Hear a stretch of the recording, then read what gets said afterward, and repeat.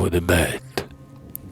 Sous le premier péché courbant son front maudit, Adam, sur qui pesait la main toute puissante, avec Ève, à son bras défaite et languissante, s'éloignait à pas lents du jardin interdit.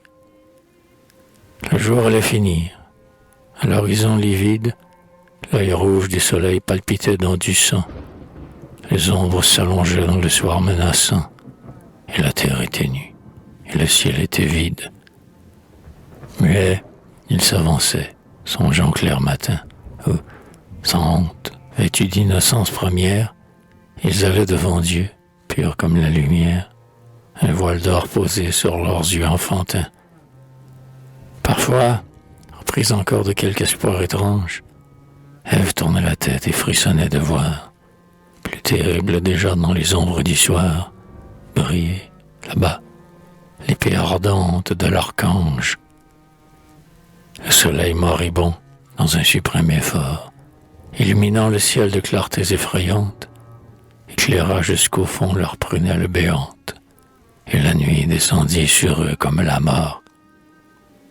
Alors leur âme en deuil fut 2 fois solitaire, et s'étreignant d'un morne et funèbre baiser, ils sentirent leur cœur d'argile se briser, et dans leurs yeux monter l'eau triste de la terre.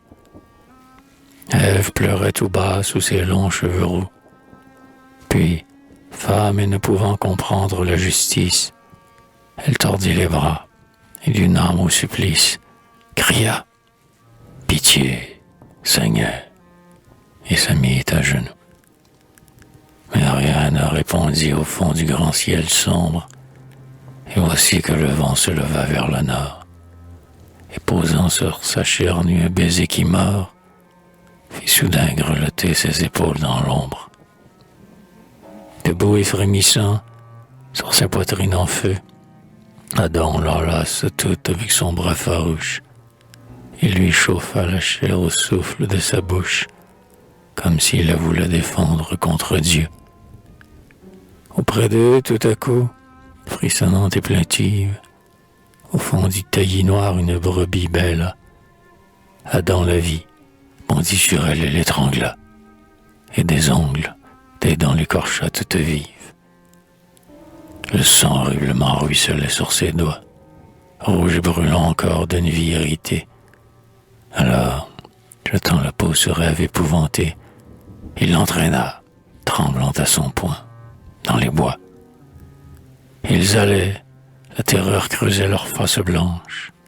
Ils allaient, la sueur au front, les pieds plus lourds, courant toujours et fous de peur de voir toujours la lune en sang courir derrière eux dans les branches.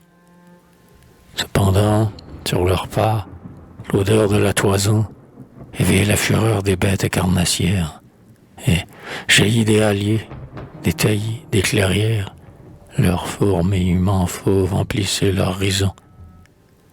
Ainsi longtemps, par les forêts obscures, ils allaient, l'horreur attachée à leurs flancs, et la peau de la bête, à ses acres relents, allumait dans leurs os le feu noir des luxures.